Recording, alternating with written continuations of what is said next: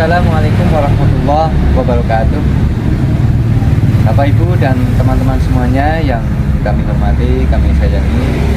Alhamdulillah hari ini kami akan melaksanakan penilaian kinerja kepala madrasah dan penilaian kinerja guru yang akan kita laksanakan di MI Ma'arif Surotina. Kegiatan ini merupakan bagian dari tugas kami sebagai calon pengawas pada Diklat Pusdiklat Kementerian Agama, dan kami dari Provinsi Jawa Tengah. Kebetulan kami berada di kelas 18 kelompok 4. Untuk itu mari kita ikuti bersama pelaksanaan PKKM dan PKG. Cekidot.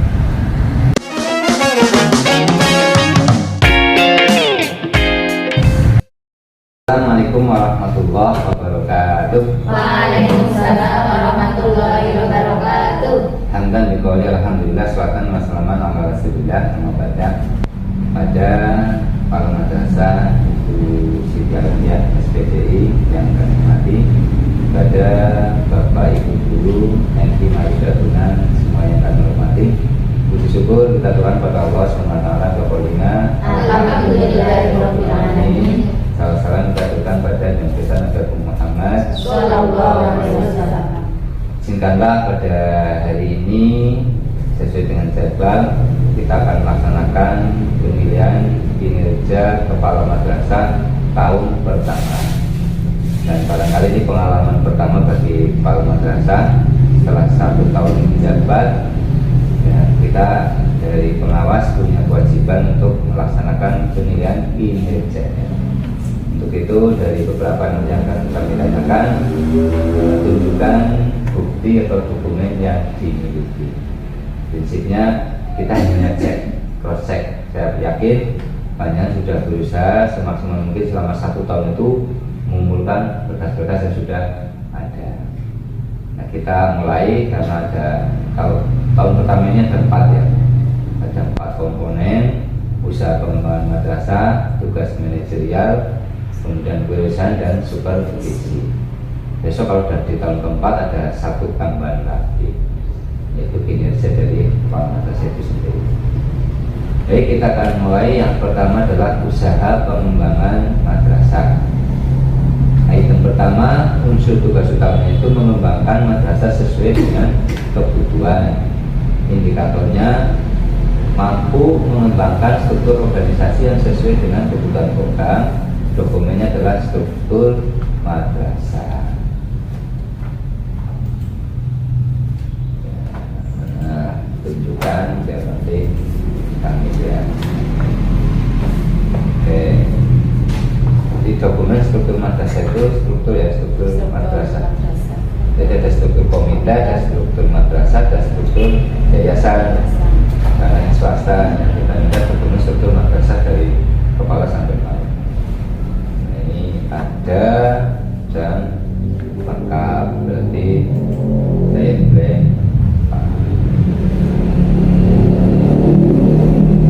Dan yang kedua, dokumen urian tugas personalnya di madrasah. Jadi setelah struktur itu kan tugas-tugasnya mana? Ini masih di sini masih ya? Iya, masih. Ini tugas dari madrasah, wakaf. Di sini ada wakafnya kan? Kalau MI kan memang kalau ada ada kewajiban, kalau MI sebenarnya kan nggak ada. Di Polek ada itu bidang Koordinator. bidang itu, jadi ya kayak wakaf tapi bukan wakaf. Kalau di madrasah atas kan memang ada wakaf sesuai dengan jumlah murid. Semakin banyak muridnya, wakafnya semakin banyak. Ya, tugasnya sudah diurut. Berarti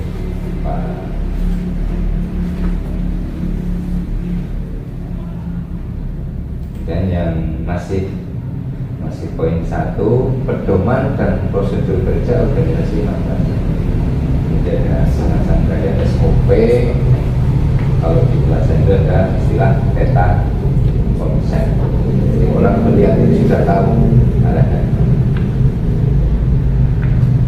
Kalau menurut para pakar pendidikan malah SOP itu semuanya itu harusnya ada SOP. Maka sampai ke kalau di madrasah itu bisa 100 SOP. Jadi dari mulai pelajaran, pengajaran, kemudian sampai pada bahkan sampai ada yang mau prosedur masuk madrasah itu sudah dibuat SOP. Bahkan ke kamar mandi pun dibuat SOP itu. Kalau semuanya dibuat itu bisa lebih dari 100 SOP. Dan di sini sudah terwakili. Intinya ada 4 ya, intinya sampai 4 ada. Nah, 4 kan bisa. Intinya 4. Ya, itu dokumen untuk pertanyaan 1.1 terwujud. Jadi dari sini. Oke, kita lanjutkan ke pelaksanaan tugas manajerial. Unsur tugas utamanya menyusun perencanaan madrasah untuk berbagai tingkat perencanaan. Indikator pertama, mampu mengembangkan RKJM, RKT, RKN dengan program lainnya berdasarkan data hasil evaluasi dalam pembangunan 8 SMP. Data yang kami minta dokumen RKJM, RKT, RKN.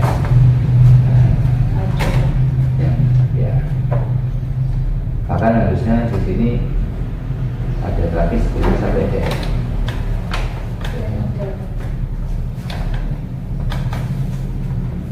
Jadi awal itu NDM evaluasi diri madrasah. Jadi sebelum membuat RKJM itu rencana kerja jangka menengah itu untuk 4 tahun. Karena panjangan baru 1 tahun jadi kepala. Jadi tahun pertama membuat RKJM. Nanti di tahun kedua, 3, 4 itu ya, tinggal ambil poin-poinnya untuk jadi RKT dan RKM. RKM ada yang mengatakan bukan RKT dan RKM, ada RKS, nanti mirip lah. Tapi kadang kita lebih sebut RKT karena kalau RKM nanti mirip RKJM, tapi sebenarnya RKJM itu yang 4 tahunan, RKM itu yang RKM itu yang kegiatan anggarannya. Jadi harus sinkron antara anggaran dengan programnya. Ini dibuat kalau setahun pertama sudah, nanti tahun kedua dengan publik dengan perbandingan keuangan itu sekitar 10%, naiknya sekitar 10%. Oke, lengkap ada semuanya. Nanti bisa menyimak. Yang kedua, visi misi madrasah merupakan hasil keputusan bersama.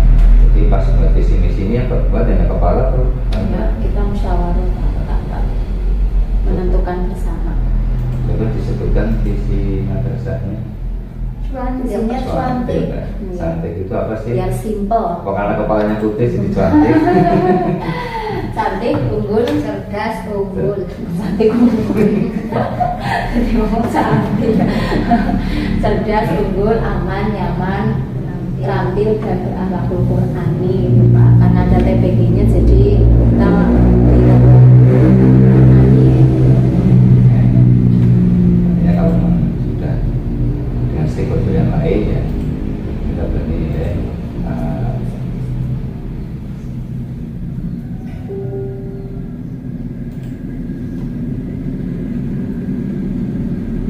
yang ketiga, dokumen program yang memuat strategi pencapaian tujuan madrasah. Ini ya.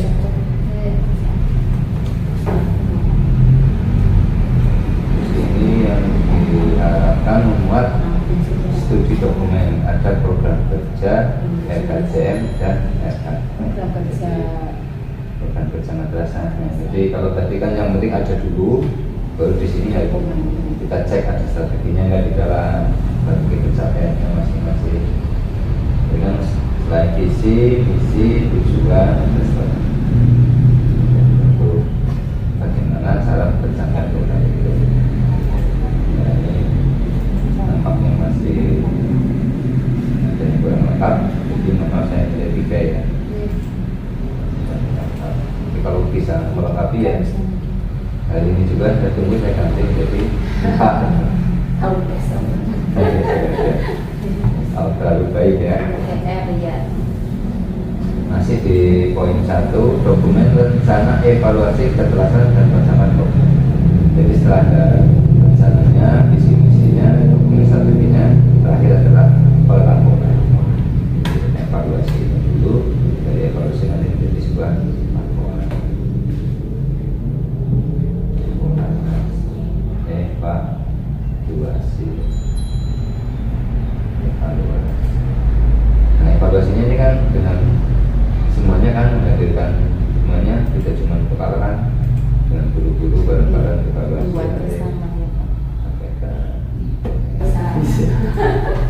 Oke, lanjut ke poin pengembangan kewirausahaan.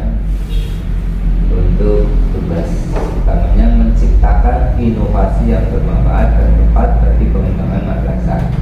Indikator satunya memahami dan menghayati arti dan tujuan perubahan atau inovasi madrasah.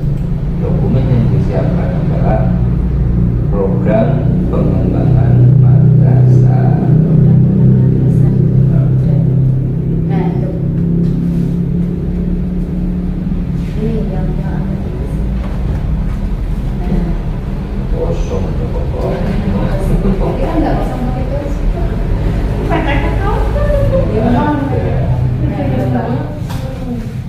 Itu gabungan dari program dari Itu apa kosong? Apa ditulis mungkin di standar apa lain mungkin? ini tulisannya kan pengawas sama ketua tim. Oh. Beda emang. Amplop ya? Beda amplop. Bisa penting amplop, nggak penting amplop. Yang penting isinya. Oke, program pengembangan madrasah.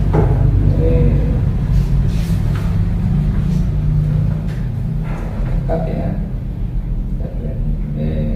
Pak.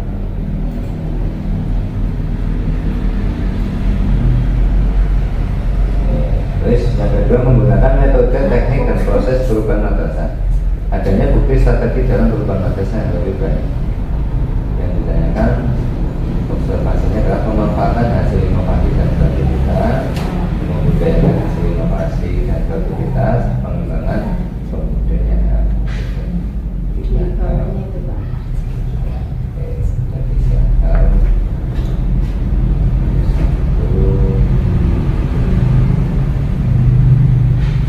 Pemanfaatan ada, yang kedua membudayakan hasil inovasi, ada yang ketiga pengembangan pembudayaan. Oke, yang lengkap.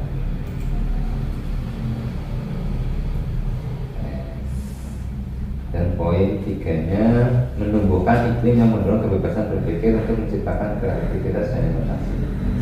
Buktinya dokumen data jenis yang dimiliki program pengelolaan dan pendidikan. Di sini kan untuk kewirausahaan itu kan ada dari mulai ya PPDB. Karena orang berpikirnya ekonomi ya. Jadi di sini kan ya ekonomi ada yang non ekonomi. Kalau PPDB-nya gimana? Ada peningkatan apa? Alhamdulillah dari bertahun-tahun itu katanya meningkat. Sekarang jumlah siswanya berapa? 265. Bisa lihat untuk PMP. Pertama malah dulu hanya 165 pas saya sekarang. Sekarang 200. Sekarang 260. Kemarin Bu Guru baru tahu itu. Artinya kalau 251 pertama. Sekarang 265. isinya lu sering menerima pindah ya. Pulang. Langsung gitu kan banyak yang dari pondok sih. Oh gitu ya. Berarti ada MOU. Kita MOU dengan pondok pesantren. Itu MOU-nya dibuat kan? Ada. Oke, yang keempat, adanya bukti warga madrasah memiliki keberanian untuk melakukan hal-hal baru. Jadi ada jenis usaha produktifnya apa, program benar-benar itu bagaimana. Nah, ini kalau bersama dengan masyarakat, kantin bersama ini ya, ada kantin bersama. Kantin ada, terus apa namanya?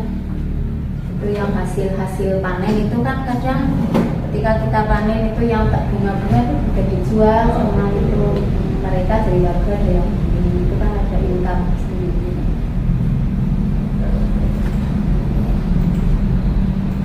Yang penting tercatat kan ya. Ada dokumennya ada. Intinya Selain kita foto ada dokumen juga ada dokumen.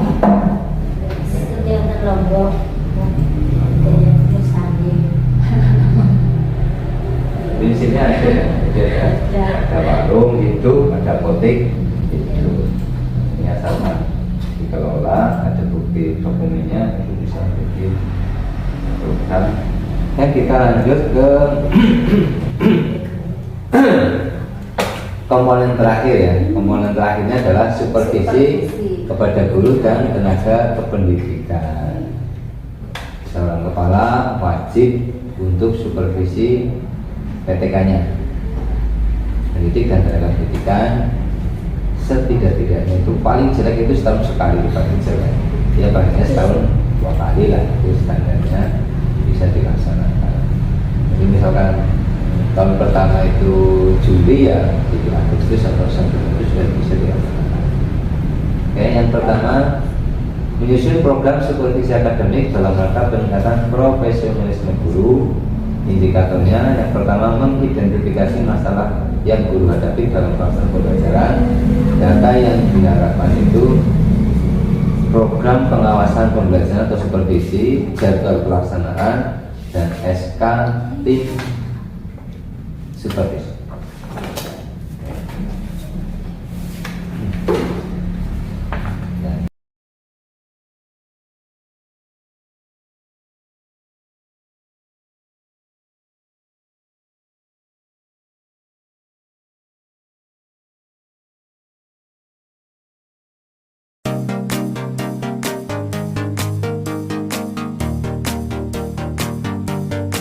Sudah pencapaian yang terukur, masih program pengawasan ya, program pengawasan tadi. Jadi ada rumusan tujuannya ya, ada rumusan Ini tujuan. yang ada komponennya ada jadinya kan Jadwalnya 8. Oh, jadwalnya di SK Pak. Ini juga lampirannya. nah ini ada jadwal, ini juga ada SK-nya. SK-nya. Nah,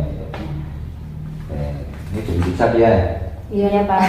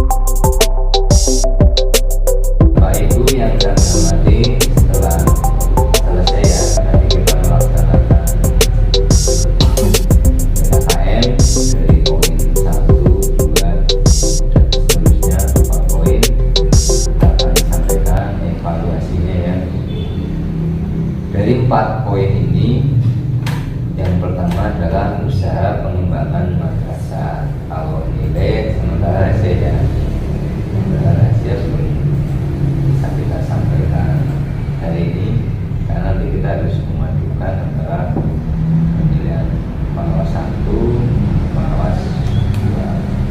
Ini kita bisa kalau harus menyampaikan sekarang. Nah, untuk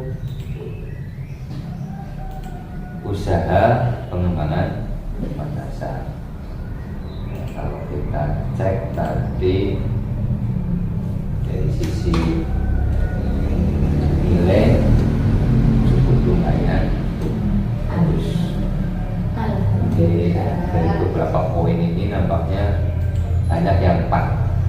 Tapi memang masih ada beberapa itu yang memang masih di bawah.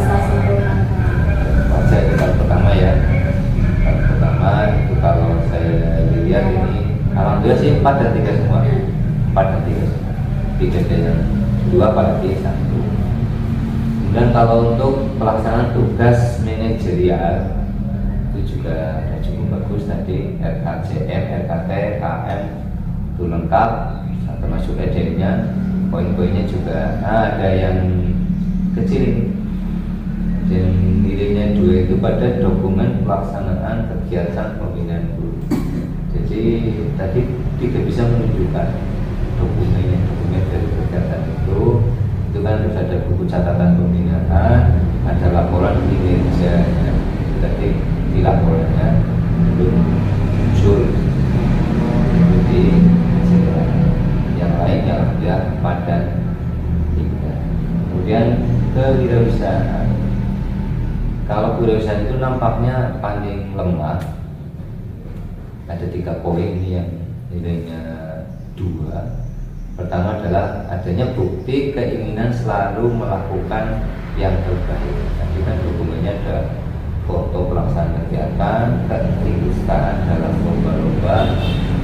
Ini harus bisa ditentukan semuanya. Nampaknya tadi hanya beberapa saja yang mungkin bisa juga di dokumen yang lain, standar yang lain. Tapi belum bisa munculkan. Nanti kalau bisa munculkan ya kita lihat. Kemudian pada dokumen pelaksanaan pengawasan kegiatan produksi, jadi mungkin terserah kepada masing-masing, tapi tidak ada bukti kepala itu mengawasi sampai 3 tahun. Program studi itu belum ada bukti. Yang terakhir dokumen pengembangan kegiatannya, itu juga tadi pada di sini harusnya ada laporan hasil evaluasi, ada program pengembangan kewirausahaan, ada program pengembangan unit produksi. Jadi itu masing-masing dijadikan unit produksi sendiri. Nah, belum dan sendiri. Artinya sementara selama ini tadi yang saya amati masih gabungan ya. Nanti memang perlu ada poin-poin sendiri siapa yang menangani, siapa yang menangani. Itu kewirausahaan. Terakhir untuk supervisi, nilainya 4 dan 3. Jadi nampaknya yang bagus supervisi sama tadi yang atas tugas 4 bisa pengembangan dasar. Intinya dari apa yang kami sampaikan di sini, Bapak Ibu tak diupayakan di tahun kedua nanti apa yang dilaksanakan, apa yang dikerjakan itu ditulis, kemudian didokumentasikan. Biasanya kalau hanya di WA itu nanti setelah beberapa itu tidak, maka upayakan itu di tempat-tempat yang bergaitan, di Google Drive, di Facebook, di YouTube. Itu bisa bertahan lama sekali, bahkan bisa bertahun-tahun. Kalau di WA kita sampai udah cukup banyak repot, jadi itu barangkali apa itu yang kami hormati. Maaf sudah meminta waktu, dan ini beberapa yang enggak itu mungkin lagi ngajar ya. Iya, di kelas ya. Bagi-bagi. Barangkali ada yang mau ditanyakan? Cukup. Ya, cukup. Terima kasih. Jika ada salah tidaknya mohon dimaafkan. Kita tutup dan baca hamdalah. Alhamdulillahirobbilalamin. Dari saya kesalahan yang mohon dimaafkan. Allahumma bika min dzalik. Assalamualaikum warahmatullahi wabarakatuh. Waalaikumsalam warahmatullahi wabarakatuh.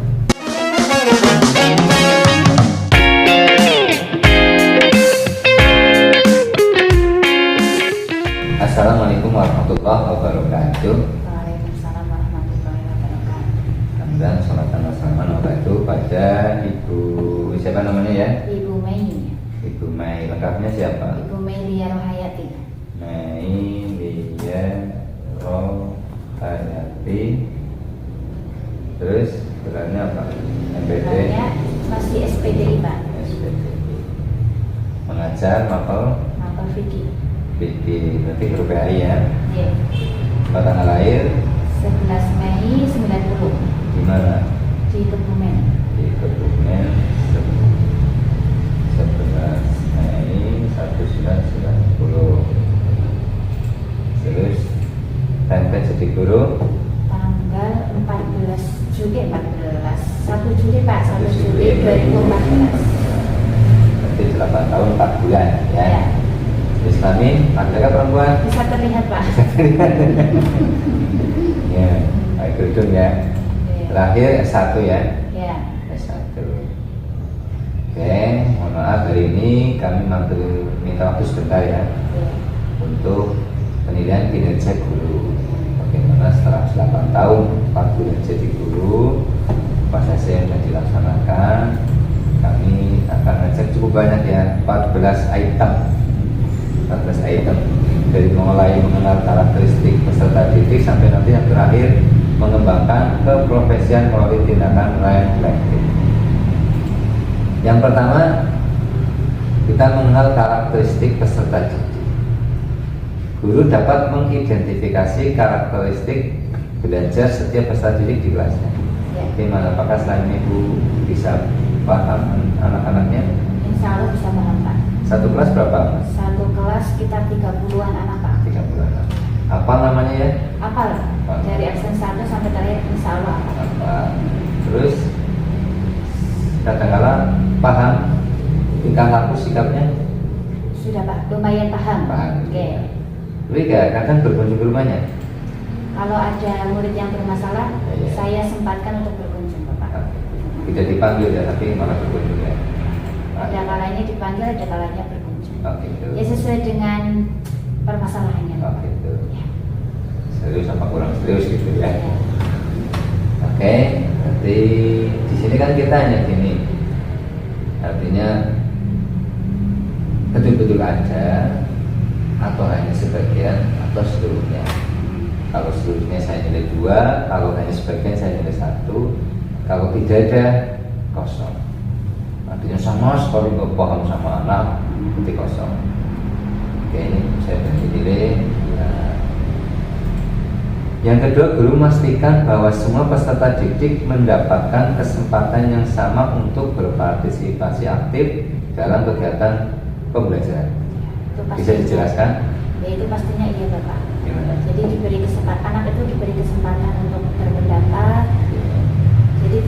Jadi dari saya sendiri itu tidak membatasi siapa saja yang mau berpendapat, saya persilakan ketika dalam kegiatan pembelajaran seperti itu. Yang ketiga, tadi ini saya nilai 2 ya.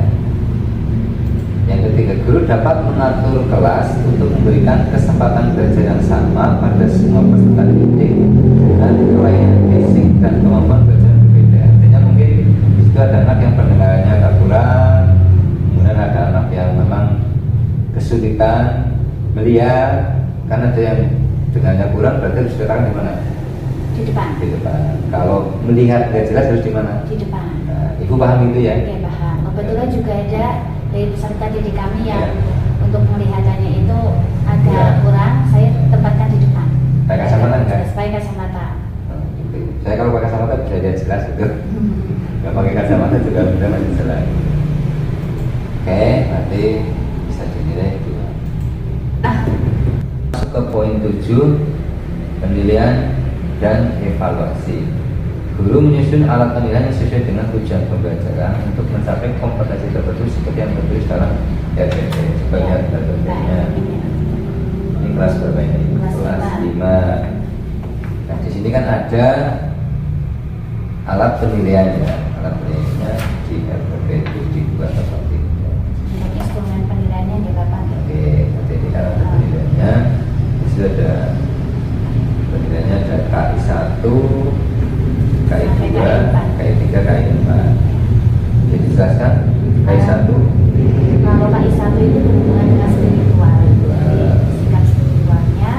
Kalau yang KI 2 itu sikap sosialnya Bapak. Ya. Terus kalau KI 3, KI 3 lebih ke pengetahuannya, KI 4 itu keterampilannya. jadi taksonomi guru itu harus betul-betul dipahami. Ya. Selama ini kan banyak guru yang hanya nilai itu kognitif, pengetahuan saja, undangan terus diberi undangan tapi tidak pernah menjadi sisi yang lain, spiritual, sosial, apalagi psikologis. Dan di sini kan karena fikih tetap maknanya ada, tidak cuma sekedar karena masuk agama, masuk Community. komponen agama. nah apalagi ini fikih jelas dari mulai wudhu, sholat dan sebagainya. Oke, kemudian guru melaksanakan kuliah dengan berbagai teknik kita sudah sampaikan ya. Ada sikap sosial, ya, ada dua, kemudian kognitif dan psiko. Ini yang dua tadi afektif ya. Oke. Kemudian yang ketiga, guru menganalisis hasil penilaian.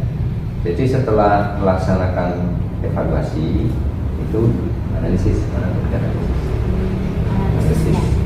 Ya. Jadi jangan lupa kadang-kadang kan guru kadang-kadang itu kalau suruh analisis itu malas kadang-kadang. Padahal analisis itu penting. Analisis soal misalkan ya, itu dari setiap item soal, misalkan ada satu soal kok dari anak 30 ini mayoritas nggak bisa, berarti di mana salahnya? Berarti kita mungkin mengajarnya yang belum tepat, apa soalnya memang yang termasuk kategori sulit, hoax, nah itu hoax banget. Tapi mungkin bisa terjadi karena memang kita salah dalam menyampaikan. Sampaikan sudah muncul di soal, ya kan? Maka ketika dianalisis jadi tahu, oh ternyata ini soal belum mencapai target sasaran. Ya, ini analisis juga ada berbagai macam ya. Kayak ini pakai yang sedang, yang pakai mudah itu, yang paling mudah ya. Katakan itu pakai item bobot yang satu-satu kelihatan langsung itu sih itu berapa anak yang bisa dan tidak bisa. Kemudian guru memanfaatkan masukan dari peserta didik dan merefleksikan ya. Artinya dari apa yang sudah Pak sampaikan ke anak kadang-kadang kan usul, maka itu mesti kita terima masukan dari mereka untuk kita wujudkan nanti untuk peningkatan belajar. Nah, di sini kan ada jurnal kan ya, jurnal di kelas itu jurnal itu penting. Jangan sampai guru masuk sedikit pelajaran apa, sekarang pelajarannya apa, kemudian kemarin apa yang disampaikan, sekarang apa. Kalau ada jurnal kita sudah tahu, kemarin kita sudah menyampaikan. Termasuk ketika mengajarkan ada saat menutup kita mesti menyampaikan yang sudah kita sampaikan, disimpulkan dan menyampaikan apa yang akan dibahas selanjutnya. Ya oke, terima kasih. Masuk poin ke 8. Ya cukup.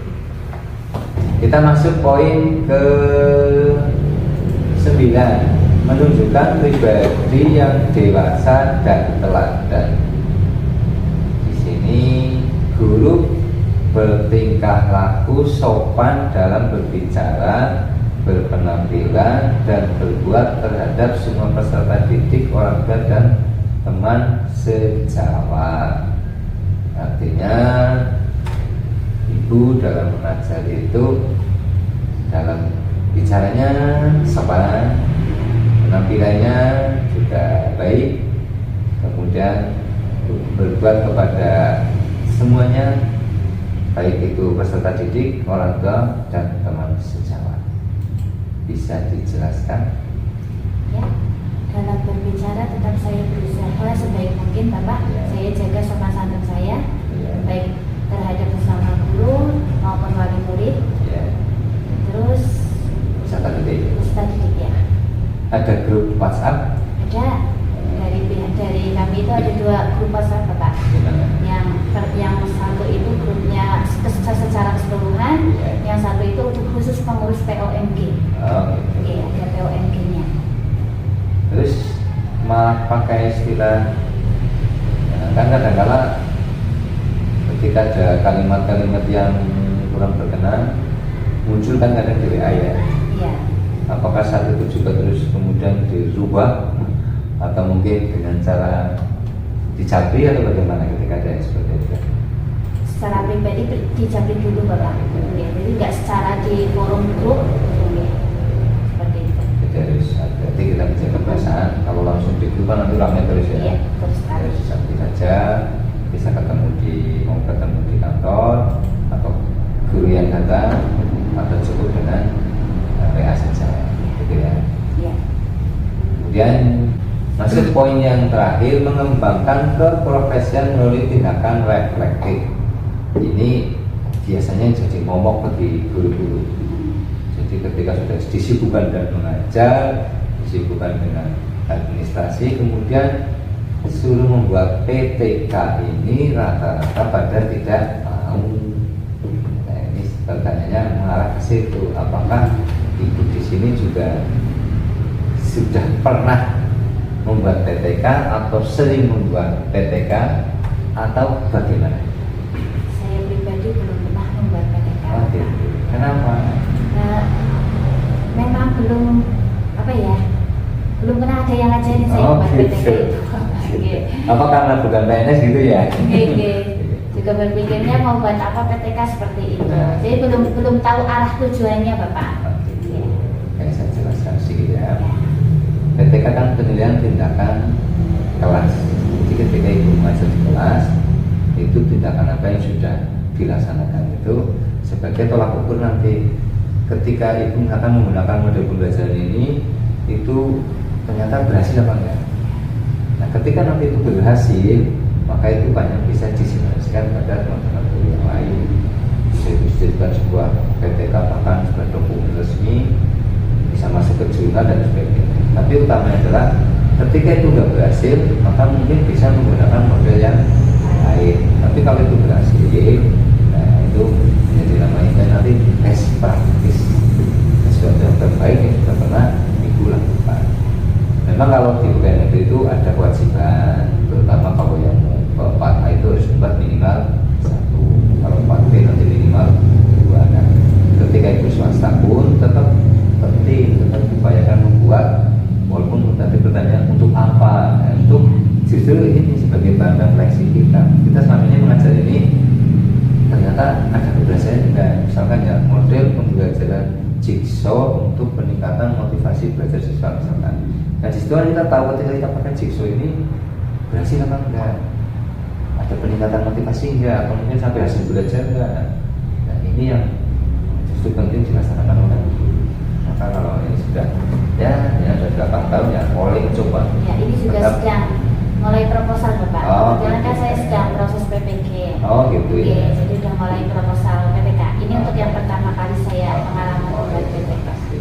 Nah itu penting. Jadi sekarang PPK sekarang sudah lebih bagus. Kalau dulu PPK itu 10 hari, 10 hari, jadi nggak sampai pada buat PPK full di hotel atau kadang di diklat berarti kadang-kadang di perguruan tinggi. Nah kalau sekarang itu PPG-nya itu berapa? 3 bulan atau berapa? 4 bulan Pak. Nah sekitar 4 bulan maka kan otomatis orang dari PPG itu pasti sudah mampu membuat PPK, mampu untuk membuat inovasi pembelajaran.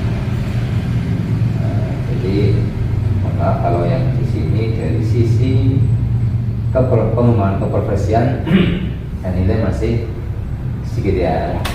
Satu kan tadi kan baru proposal ya, tapi biasanya terpenuhi sebagian gitu ya.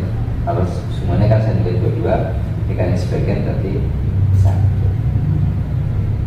Oke, terima kasih dari seluruh yang sudah Ibu sampaikan, sudah kami nilai. Nanti rekap hasil penilaiannya akan kita sampaikan kepada para madrasah atau ibu ya, Siti Alfiah nanti dia sebagai gambaran ini kinerja dari masing-masing tugas kami kan nilai, nanti hasilnya kita sampaikan ke para madrasah. Oke, terima kasih dan mohon maaf ya. Oke, kita waktu beberapa saat untuk melaksanakan PKG. Bisa kembali ke kelas. Ada salahnya saya mohon dimaafkan. Walau nanti kita mentorik. Assalamualaikum warahmatullahi wabarakatuh.